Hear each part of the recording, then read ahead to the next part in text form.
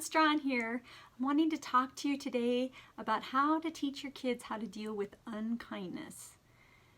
That can be hard. You know, we all have kids at home, and the younger ones seem to have a hard time with it. I know my youngest son just turned 6. He has a hard time with not getting upset when somebody steps on his foot or when they pass by him on the steps.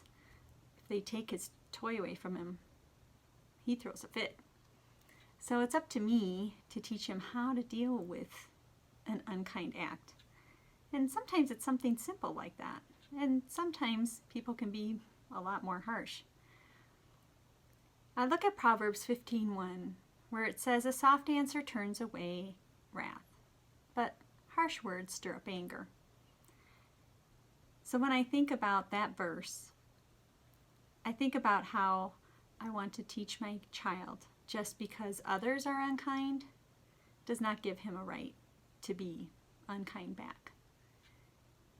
He doesn't have to go, "You stepped on my foot," and then step on the other person's foot. In other words, just because someone sins doesn't mean it's okay for you to sin. The second thing I want my kid to know is that they should respond by expressing their feelings in a calm, kind, compassionate way. Definitely talk to the other person though and communicate. Don't just bottle it all up. I think a lot of adults actually do that. We get upset with somebody and then we don't want to talk to them about it or get them upset. And so we just bottle up those feelings. I think it's very important to talk about those feelings with somebody, but you can always talk about them in a kind way. Instead of talking to somebody in an aggressive manner, you went to the store and you brought something that I didn't want brought, and you spent money I didn't want spent. Instead of telling them what they did wrong, you can say how you feel, and you can say, you know, when you bought that thing and we had that budget, I didn't really agree with it. Did you have a reason behind that? So you can open up the conversation instead of trying to attack somebody. And when you open up the conversation, you can find out that you may have just had a misunderstanding or that they didn't really mean to hurt you. And the same with kids. You can teach them the same thing. "Oh, that really hurt when you stepped on my foot. Did you know you stepped on it?" Or, "You really hurt my feelings when you took the toy away." And they might find out that the other kid just wanted to look at it for a second and they were planning on giving it back. So sometimes things are a misunderstanding. And communication is a very big key to work through unkindness. In James 1:19, it says, "Know this, my beloved brothers, let every person be quick to hear, slow to speak, and slow to anger." So if you're listening and opening up communication, you can work through issues that have bothered you or issues that bother somebody else. And sometimes you'll find out that maybe those feelings were because of a miscommunication or a misunderstanding. The third thing I would like my children to know is that they can counterbalance unkindness with loving care.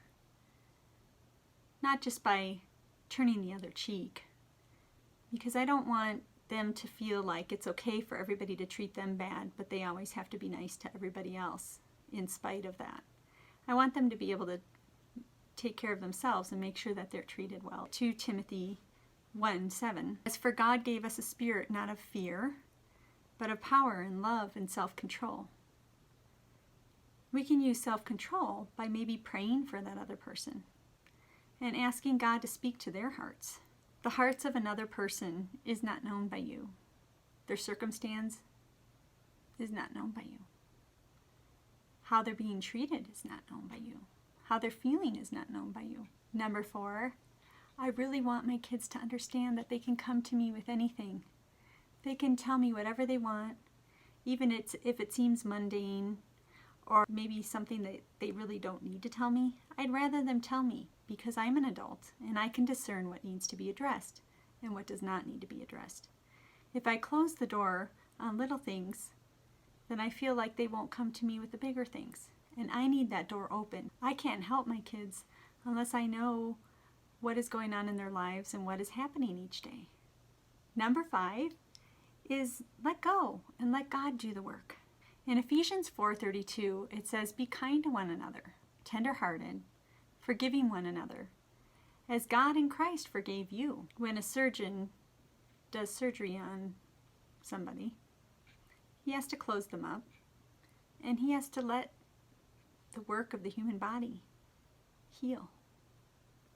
God's creation needs to do the healing.